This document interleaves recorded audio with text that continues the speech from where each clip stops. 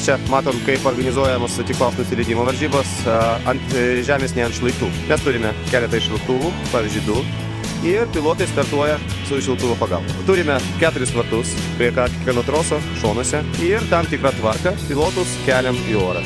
Keliam iki kokių 200 metrų, jie atsikabina nuo troso ir skrenda ir toliau jie turi apskristi startavietę iš tos išpusės ir bandyti taikyti taikinį. Čia yra pagrindinė, taip sakant, rungtis. Pataikyti kuo tiksliau.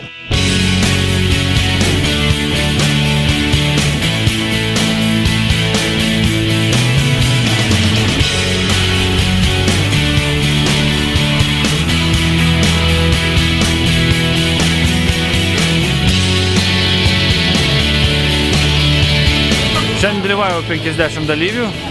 Dalyviai pas mus iš Lietuvos, Estijos, Latvijos, Baltarusijos, Rusijos.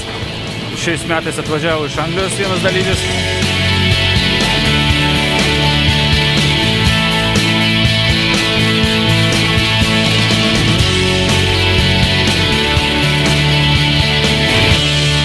Hello, my name is Matthew Bignell. I'm a British pilot here, come across to Lithuania, and it's really beautiful. The place, this lake, I can't believe I'm actually stood on the frozen lake that I've heard so much about, and Trakai itself is absolutely beautiful.